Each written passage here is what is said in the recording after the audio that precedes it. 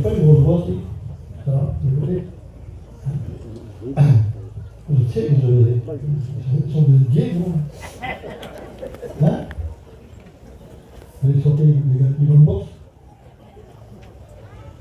Bonsoir à tous.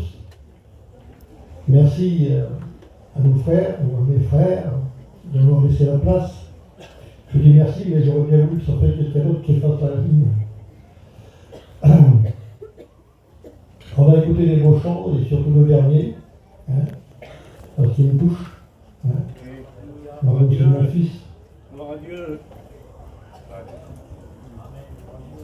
On va pas pleurer, ici. Il était loin, et j'étais malheureux. Maintenant il est là, et je suis mort.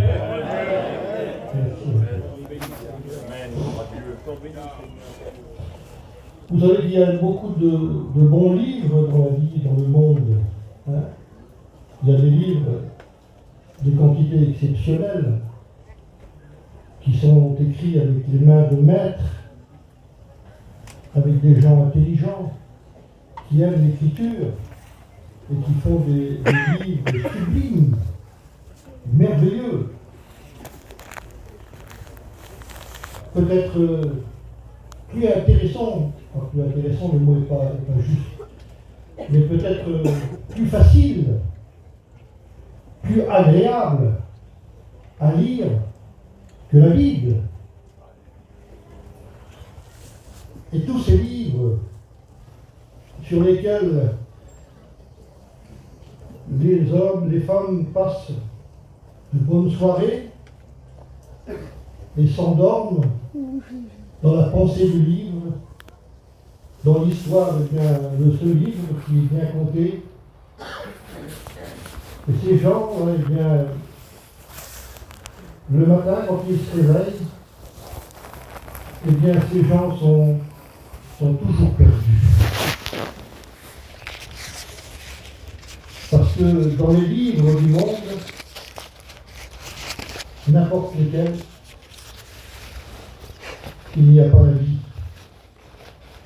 Ce sont des feuilles, des milliers de feuilles, qui sont écrites inutilement. Personne n'a jamais rien trouvé de puissant, de salut, de vie changée dans ces bouquins. Mais là, j'ai un bouquin, là. Amen. Il ne paye pas de mine, hein. Gloire à Dieu. Il est noir. Hein. Je pense qu'on aurait pu quand même faire une couverture digne du nom de ce livre, avec des rebords en or. Hein.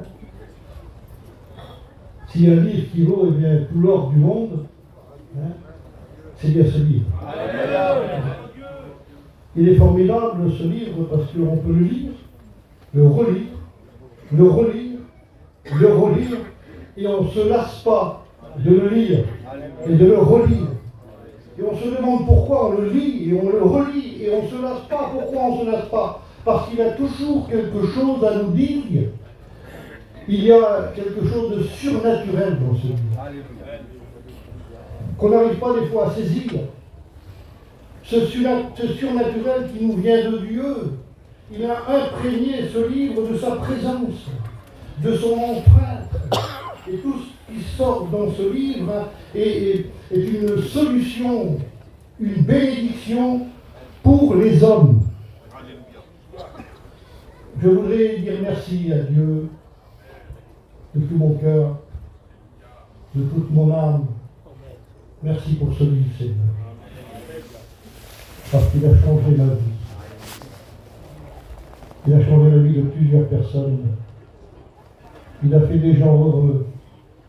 Il a délivré certains. Il a guéri d'autres. Il a fait des choses exceptionnelles, ce livre. Alors ce livre, c'est vrai, il a besoin, pour le comprendre, d'être ouvert. Il y a des gens qui ont la Bible chez eux, les plus belles, dorées sur tranche, et qui ne sont jamais ouverts. Hein. Mais une Bible la beauté de la Bible, hein, c'est à l'intérieur. Amen. C'est un peu comme les yeux de Dieu quand il nous regarde.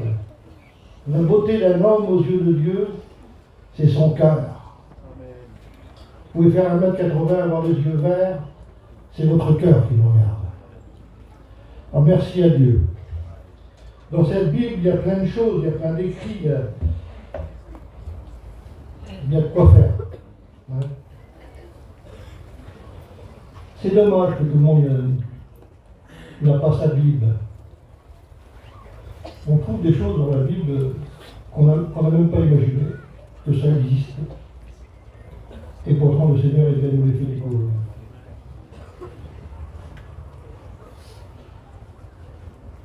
Nous ne sommes pas des marchands de rêves. Hein? Si vous êtes venus là pour entendre des histoires de rêves, hein, qui vont vous emmener dans des îles paradisiaques ou dans des endroits exceptionnels, qui vont vous flatter, qui vont vous élever, qui vont flatter votre orgueil, eh bien, la Bible, c'est pas ça. Nous ne sommes pas des marchands de rêve. La Bible, c'est quelque chose qui est vrai. Elle est vraie, cette Bible. Les choses de rêve, si vous voulez acheter des choses de rêve, si vous voulez acheter le rêve, il faut aller dans le monde. Le monde, c'est le spécialiste pour les rêves. D'ailleurs, le diable nous fait rêver. De toute façon, il ne peut rien faire d'autre, il n'a rien de concret. Il n'a que du rêve, de la fantaisie. Et il semblerait qu'on est plus attiré vers le rêve du monde que vers la Bible. Les gens se bousculent, les gens se massent pour aller bien dans ce monde où il n'y a rien, où ce n'est que factice, où quand vous le quittez, vous n'apportez rien. Et même quand vous êtes vivant, il ne vous apporte pas grand-chose. Quelques matérialismes, quelques vacances, quelques restaurants, quelques sorties, mais aussi quelques batailles, quelques buveries, quelques drogueries. C'est une épicerie, la droguerie.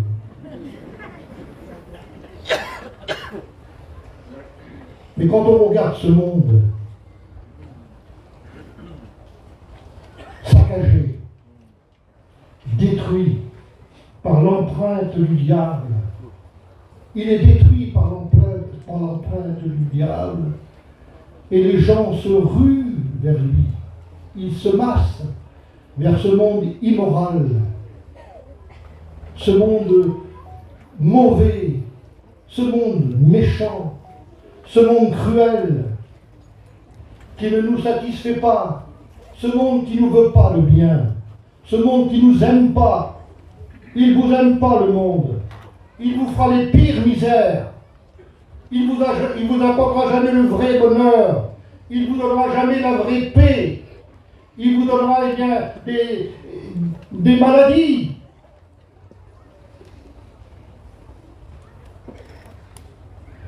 C'est le rêve. Mais ce rêve peut se changer.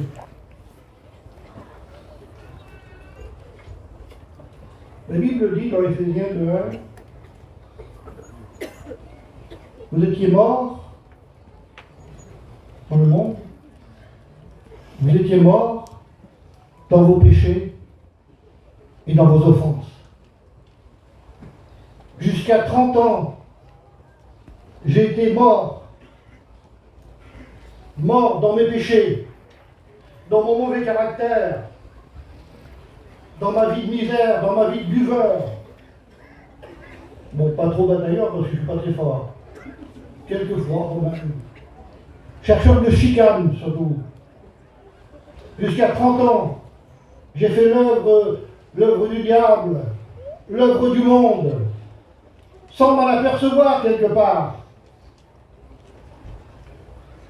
J'étais celui qui était dans l'offense, dans le péché, jusqu'au cou. Ce péché qui a dégradé l'homme, qui a dévisagé la beauté de l'homme, la beauté de la création de Dieu, qui l'a avili. Il nous a avili le péché. Il nous a détruits. Il nous a écrasés. Ah, on est beau. On a plein de bien. On est beau, on est bien. C'est le péché qui nous écrase. Il n'y a pas d'espérance dans le monde. Il n'y a pas d'espérance solide dans le monde. Vous pouvez avoir le monde du monde, vous allez avoir la richesse du monde. Et le Seigneur a dit à un homme, même si quelqu'un pouvait gagner le monde, s'il n'a pas Dieu, il n'est rien.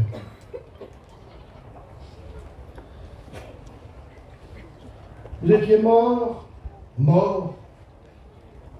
On était morts aux yeux de Dieu. Dieu ne peut pas accepter l'homme pécheur. Pourtant, il nous aime. Personne ne nous a aimés comme Dieu. Et personne ne nous aime comme Dieu.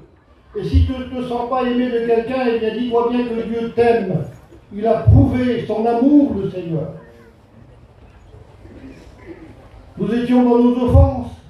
Et le Seigneur avait cette peine de ne pas pouvoir venir nous aider.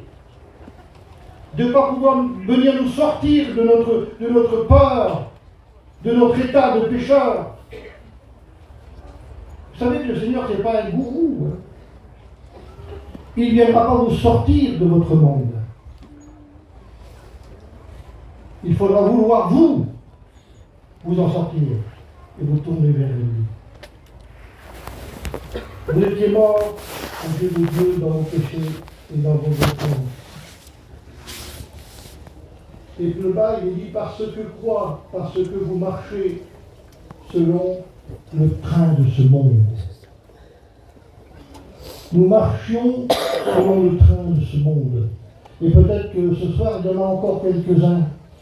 Ça serait bête de marcher dans ce train de ce monde. Ce train plein de misère, plein de vilaines choses, plein de tricheries, plein de mensonges, plein d'orgueil. Marcher dans ce monde. Il y a un texte qui dit aussi un petit peu plus loin, réveille-toi. Peut-être écoute à votre copain, à côté de vous, il dit, réveille-toi mon frère. Réveille-toi, mon ami. Réveille-toi parce que tu dors. Comment je vois pas, je te réveiller. Réveille-toi parce que tu dors. Tu ne comprends pas les choses. Tu ne comprends pas l'appel de Dieu. Tu ne tends pas l'oreille. Tu n'es pas disposé encore pour Dieu. Réveille-toi. Et c'est comme ça qu'on a fait pour moi. On m'a réveillé. Les chrétiens, eh bien, sont venus nous chercher. Et ils nous ont vus dans notre misère, dans notre sommeil. Et ils nous ont dit, réveille-toi, il y a quelque chose d'autre, mon Dieu. Réveille-toi, c'est un nouveau jour. Un jour meilleur, un jour où il y a du soleil, où il y a la vie, où il y a la vérité. Réveille-toi toi qui dors, et lève-toi d'entre les morts et Christ. Lève-toi ce soir. Tu es mort, perdu pour l'éternité. Lève-toi ce soir. Et le Christ, qui est la lumière du monde, va t'éclairer ce soir. Éclairer ton cœur, éclairer ton âme. Écoutez, j'ai vécu 30 ans dans les ténèbres.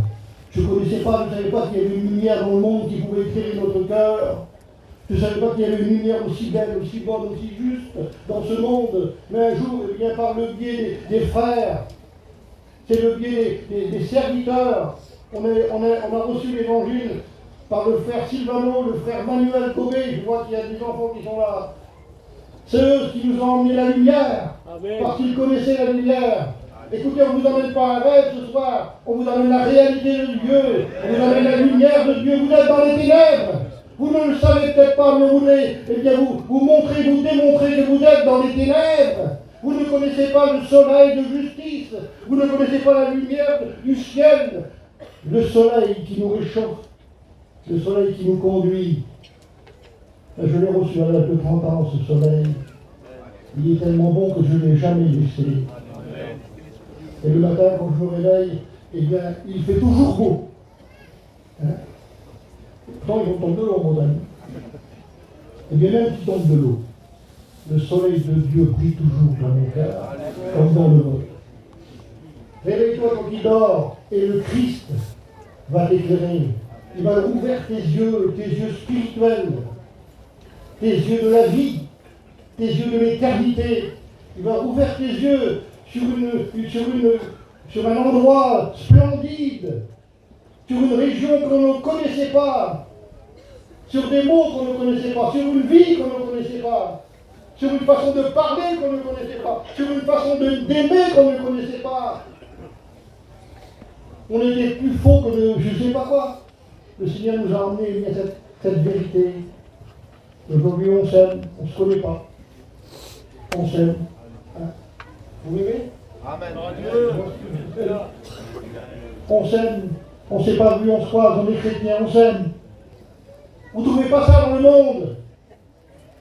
Le monde se bat, se tue pour un peu d'argent.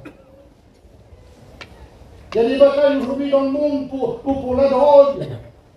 Eh bien, autre chose. Les gens se tuent, s'entretuent, parce qu'ils sont dans les ténèbres, parce qu'ils n'ont pas la lumière de Dieu, parce qu'ils ne connaissent pas Jésus. J'ai encore un petit mot à dire encore, si vous voulez bien. Jésus n'est pas venu pour nous apporter des rêves. Mais il est venu nous offrir le ciel. Le ciel, ce n'est pas un rêve. Alléluia. Le ciel, c'est une réalité. On peut le toucher par la foi. On peut le vivre par la foi. On peut l'imaginer par la foi. Qu'est-ce qu'est le ciel? C'est vrai, des fois on dit, mais tu n'as jamais monté au ciel, tu n'as jamais été au ciel. Mais le ciel est venu sur la terre. Dans la personne de Jésus. Des fois, on s'imagine, vous devez imaginer un peu aussi, pour des chrétiens, c'est un peu ça. On s'imagine parce que, comment on dit le ciel? Hein? Alors on met des noms, c'est comme un de Dieu, quoi. Mais le ciel, c'est, à mon idée, c'est pas tout ça. Hein? Le ciel, c'est lui, le ciel. Le ciel sans Jésus, c'est pas le ciel. Ma maison sans mes parents, c'est plus ma maison. Vous comprenez ce que je veux dire? Et le ciel sans Jésus, c'est pas le ciel. Et le ciel est venu habiter parmi nous, marcher sur la terre, mettre ses pieds sur cette terre polluée. Et il nous a dit qu'est-ce que ça serait le ciel. Vous dire avec la dénomination? Non. D'un bout à l'autre de son ministère, il nous a dit qu'est-ce que ça serait le ciel. Dans le ciel, il n'y aura pas de mort. Gloire à Dieu. On a peur. Non, on a peur. C'est pas bon la maison. Dans le ciel, il n'y aura pas de mort et le Seigneur nous le prouve. Parce que dans son ministère, il ressuscite les morts. Il a dit dans mon ciel, moi, il n'y aura pas de mort. Je ne veux pas de mort dans mon ciel. Il a dit dans mon ciel, il n'y aura pas de malade. Et il le prouve, il guérit les malades quand il passe dans les rues, dans les villages. Il n'y aura pas de malade dans mon ciel. Il n'y aura pas de boiteux. Il n'y aura pas de il n'y aura pas de sourds. Tous les miracles qu'il a fait. Il n'y aura pas de tempête dans le ciel. Il y a peut-être la tempête dans votre vie ce soir. Vous avez peut-être des querelles dans le foyer, dans la famille. Il y a la tempête. Vous ne savez pas comment l'arrêter, cette tempête-là. Elle prend des choses extraordinaires. On ne peut pas l'arrêter des fois des tempêtes qui nous dépassent.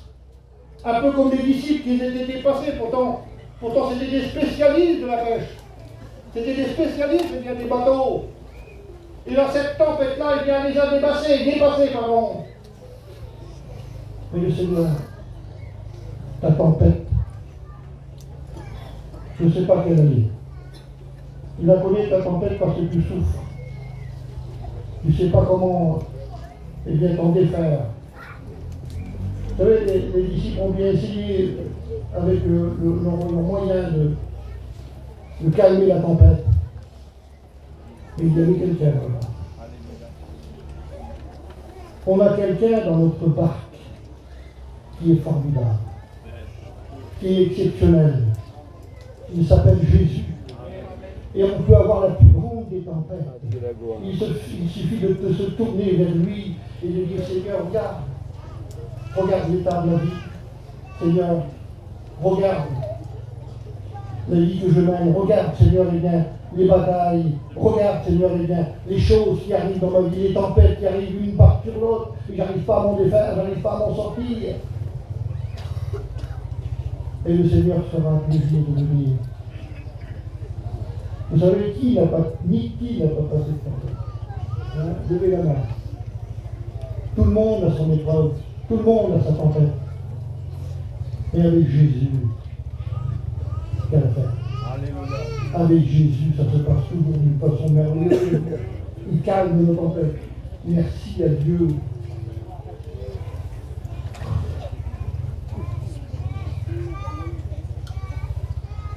Les miracles qu'il a fait, nous prouvent que le ciel sera un ciel de beauté, de bonté. Il n'y aura plus de mensonges qui fait tant de destruction. Il n'y aura plus d'orgueil. Il n'y aura que la bonté et la paix de Dieu.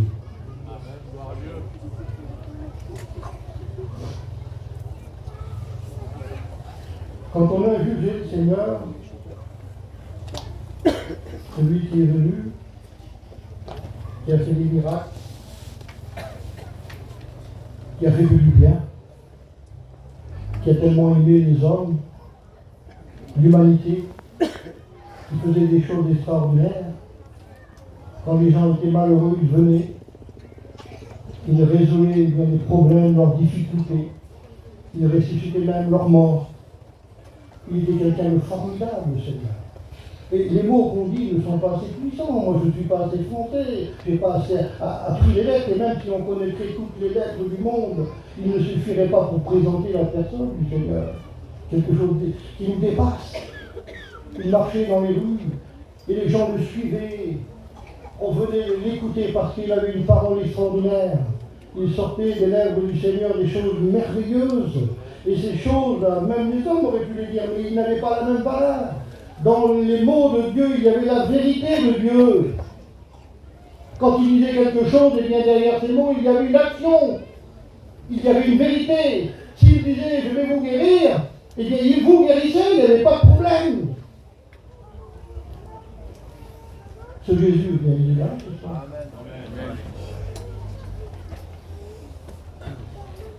Et quand on l'a jugé, je me demande pourquoi on l'a jugé comme ça.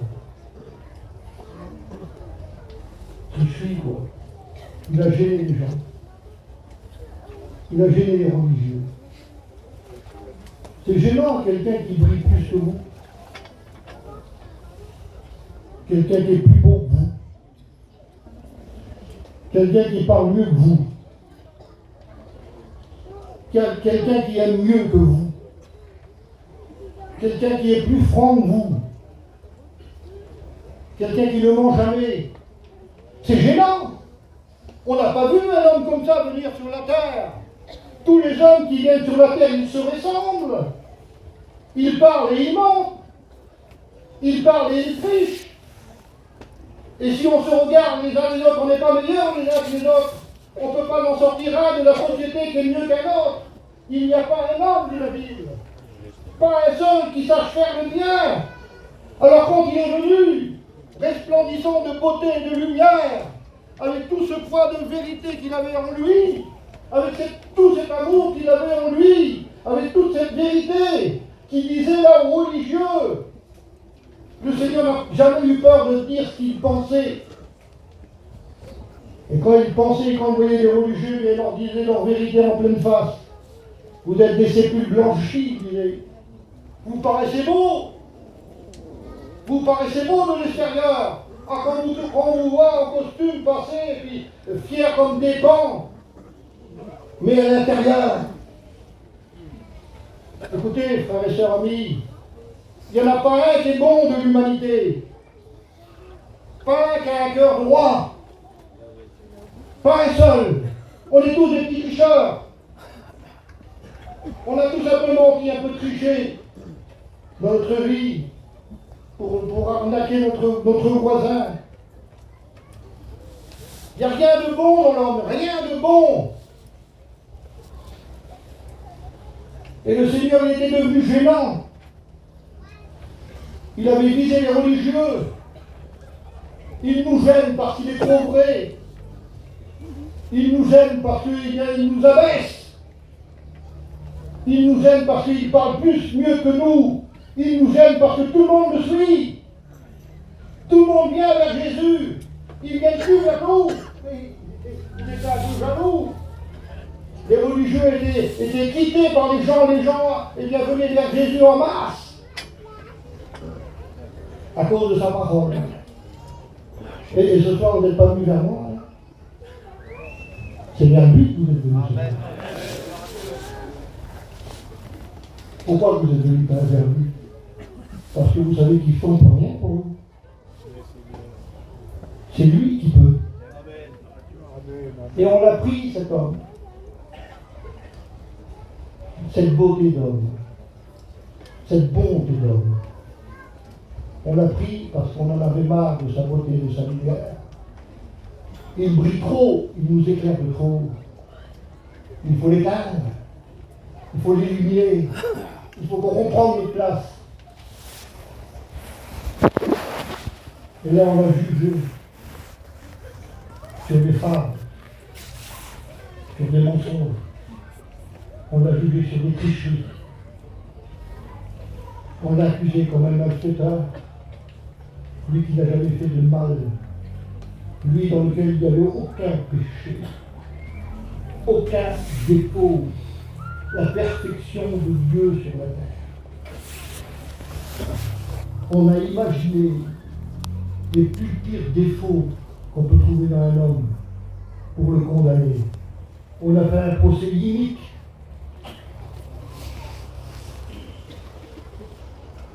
On n'a pas ouvert la bouche. C'était le plan de Dieu. Il a respecté le plan de Dieu. S'il aurait voulu, bien sûr, on n'est pas bête, on connaît Jésus, un mot de lui, et puis la terre et ceux qui étaient autour de lui étaient perdus. Mais nous aussi, on aurait été perdus. Il a subi le Seigneur, à cause d'Yveton. Mais si je ne passe pas ça, Yveton ne sera pas sauvé. Nicodème non plus. On l'a jugé, il a accepté le jugement. Jugement de menteur, de tricheur. Quand il l'a subi, ce n'était pas un rêve. Ce n'était pas un rêve. C'était une réalité. Tout ça, ça s'est fait dans les réalités de la Bible, dans les explications de la Bible. Il n'y a pas un iota qu'on peut enlever ou ajouter. La Bible est entière et tout ce qu'elle raconte, c'est vrai. On peut s'appuyer sur ce livre-là. Il ne nous trompera jamais. Il ne nous délaissera jamais. Parce qu'il est la parole de Dieu. Les coups, les crachats qu'il a subis, ça n'était pas. Les gens ont osé cracher sur le Fils de Dieu. La décadence humaine, la déchéance humaine s'est attaquée au roi des rois. On crachait sur le plus beau visage du monde, sur le plus saint visage du monde. On a osé le faire. On a osé le faire cracher sur ce visage. Il a subi, il n'y a pas plus humiliant. Vous savez, il faut mieux prendre un coup de poing qu'un crachat. Ça veut dire plein de choses. Et le Seigneur, il a accepté. Est-ce que tu crois qu'il vaut le coup? Est-ce que moi je crois que je vaux le coup? Hein? Vous avez regardé dans votre cœur? Est-ce que vous valez le coup? Est-ce que vous valez le coup que le Seigneur ait bien subisse ces crachats, ces ignominies? Il a subi sans dire un mot.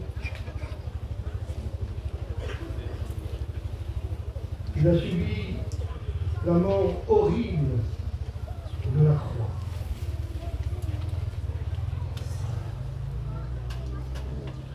La mort horrible parce que, eh bien, il n'était pas condamnable. Il est mort de douleur sur cette croix. Mais il y a quelque chose qui va peut-être vous étonner. Mais il est mort aussi de bonheur sur cette croix. Vous dire que tu n'es pas au fond, mais dans la côté de la question. Non.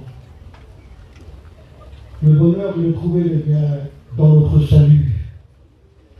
Il savait qu'en mourant sur la croix, eh bien, il nous apporterait la vie, le salut, la liberté. Oui, il est mort de douleur, c'est vrai, mais pas de peine. Pas de peine, il ne s'est pas lamenté sur la croix. Il a laissé l'homme qui était fier, l'homme Dieu, le Fils de Dieu. Il n'a pas supplié les gens. Il est resté subir pour nous, eh bien, le supplice de la croix. Son sang a coulé.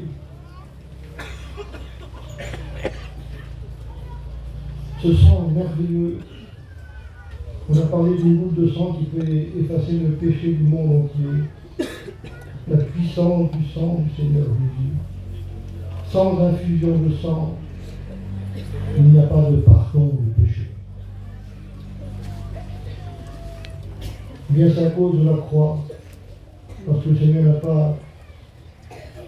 n'a pas refusé la croix, à cause de la croix, à cause de son sacrifice, à cause que quand il est mort sur la croix, il a dit à son Père, ils ne savent pas ce qu'ils font. Et c'est vrai, on ne savait pas ce qu'il fait. Il est mort pour nos péchés. Il est mort pour notre justification. Il est mort pour nous sauver. Merci, mon Seigneur. Qu'est-ce que j'ai fait pour mériter un si grand amour, Seigneur? Mais qu'est-ce que je vaux, Seigneur, pour que tu m'aimes autant, mon Seigneur? Qu'est-ce que j'ai fait? Qu'est-ce que je suis? Je ne comprends pas encore aujourd'hui l'amour de Dieu. Et la croix, frères et sœurs, ce n'était pas un rêve. C'était une réalité. Dieu est mort.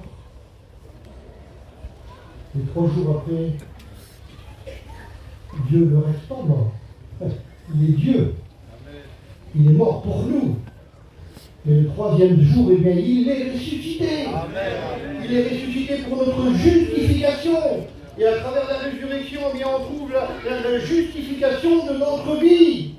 On est devenu juste à cause de la croix, à cause de la résurrection. Toute la Bible nous prouve que c'est vrai, c'est pas vrai. Toute la Bible, d'une page à l'autre, nous prouve que la Bible est vraie. Si on pourrait demander ce soir, eh bien, tous ceux qui ont été guéris, est-ce que c'était un rêve? Quand vous êtes venu au Seigneur malade et qu'il vous a guéri, est-ce que c'était un rêve? Ou est-ce que c'était une réalité? C'était une réalité, c'était pas un rêve. Jésus a posé la main sur vous et il vous a guéri. Amen. Il vous a délivré. C'était pas un rêve non plus, c'était une réalité. Il a délivré les captifs. Ceux qui étaient liés à des choses qui ne pouvaient jamais se défaire. Ceux qui pleuraient dans la nuit parce qu'ils ne pouvaient pas être délivrés de ce qui faisait un esclave d'eux. Ceux qui étaient prisonniers de leur vie. de leur péché, on va dire, de leur attache. On se croit fort. Hein? Et une cigarette, ça peut nous dire. Hein, ça fait ça, hein? On se croit fort. Mais un verre d'alcool, ça peut nous emprisonner. On se croit fort. Mais un petit peu de drogue, là. Et on ne peut plus s'en sortir. On ne peut plus être délivré. On ne peut plus. Et on pleure. Et le Seigneur, il vient. Et combien peut-être ce soir ont été délivrés, nous avons été délivrés des péchés, bien sûr. Et combien ont été délivrés de leurs chaînes. Le Seigneur a brisé les verrous de nos chaînes, ils ont tombé comme s'ils n'existaient jamais. Et nous sommes repartis d'un pas nouveau. Merci à Dieu. Tous ceux qui ont été sauvés, ce n'était pas un rêve, parce que je fais partie de ces sauvés. Ma vie n'est pas un rêve. Ma vie est bien, elle est basée sur la parole de Dieu. Ma vie est basée bien sur le Sauveur. Ma vie n'est pas un rêve. Tous les jours qui passent, eh bien, je sais qui je suis. Je sais qui j'étais, mais je sais qui je suis. Les gens ont parlé de ça tout à l'heure.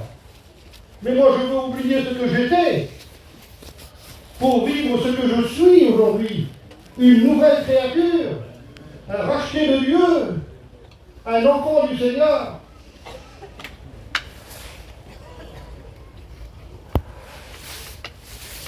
Si toutes les âmes qui sont parties au ciel pourraient nous parler, ils nous crieraient ce soir. C'est pas un rêve. C'est pas un rêve, l'éternité. C'est pas un rêve, le ciel. S'il pourrait venir, s'il pourrait nous parler du ciel, il nous dirait ça. C'est pas un rêve, c'est une réalité.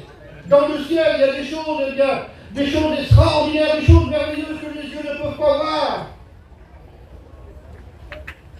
Il y a des choses insondables qu'on ne peut pas, c'est le ciel de Dieu. Là-haut, c'est la divinité, on est sur la terre. Là-haut, c'est le spirituel, c'est le divin.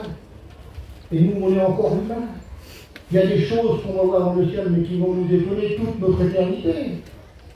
Et s'ils pourraient nous crier, ceux qui sont partis, nos familles, nos bien-aimés, qui sont auprès du Seigneur, qui sont dans le ciel de Dieu, mais non, ce n'est pas un rêve, c'est une réalité. On est là, dans la joie, dans la paix, dans la sérénité. Eh bien, les amis, la Bible, la vie de Dieu, c'est pas un rêve. Et vous pouvez, eh bien, ce soir, la vivre, cette vie. Elle vous est offerte. Vous n'avez rien à faire, rien à payer, sinon reconnaître ce que vous êtes. Pécheur, coupable d'avoir transgressé les lois de Dieu. Il faut l'avouer, ça, quand même. Qu'on est des tricheurs, qu'on est des menteurs, qu'on est des pécheurs. Mais si vous avouez ça au Seigneur, c'est quand même pas grand-chose en échange de ce qu'il nous donne. C'est quand même pas grand-chose de dire, Seigneur, mais j'étais un vilain, Seigneur. J'étais un pécheur. Je ne mérite pas le ciel, Seigneur. Je me repens devant ta bonté, devant ta grâce, Seigneur. Mais je ne sais pas comment faire, comment il faut faire, Seigneur. Eh bien, il faut avouer tes transgressions et les délaisser. C'est pas grand-chose à faire pour hériter l'éternité. Est-ce que tu ne voudrais pas le faire ce soir? Dire, Seigneur, c'est vrai que je suis un pécheur. Vraiment, tu as fait, tu as beaucoup de choses, que je fais encore des choses, et ça va me faire le ciel. Mais ce soir, Seigneur, je suis un homme, je suis une femme. Je prends une décision, Seigneur. Je prends une décision. Je ne suis pas un gamin. Je prends une décision, Seigneur. J'abandonne tout ce qui est un rêve. Tout ce que je vis aujourd'hui dans le monde, c'est un rêve. Et je me tourne vers la réalité de Dieu. Et j'accepte la réalité de Dieu. Je me repens, Seigneur, parce que je suis un vilain, Seigneur. Je me repens, Seigneur, devant toi. Et je réclame ta grâce. Je réclame, Seigneur, ta bonté dans l'amour, Seigneur. Je veux, Seigneur, t'appartenir ce soir. Je veux cette nouvelle naissance, Seigneur. Je veux changer de vie. J'en ai marre de cette vie monotone, Seigneur. Je veux trouver le soleil de justice. Je veux trouver la vraie vie de Dieu. Eh bien, ce soir, c'est le seul pas que vous avez à faire pour passer de leur creux. de l'autre côté. Le seul pas, ce pas de repentance. Et le Seigneur écoute votre repentance. Et le Seigneur vous pardonne. Et il efface votre ardoise, même si elle est chargée, même si elle est longue, même si elle est épaisse. Il a une éponge formidable, le Seigneur, remplie de son sang. Et il efface toutes nos transgressions, tout notre passé. Et on redémarre avec une vie nouvelle, un tableau nouveau. Est-ce que vous ne voulez pas mettre votre vie sur ta Seigneur, je te bénis dans cette soirée.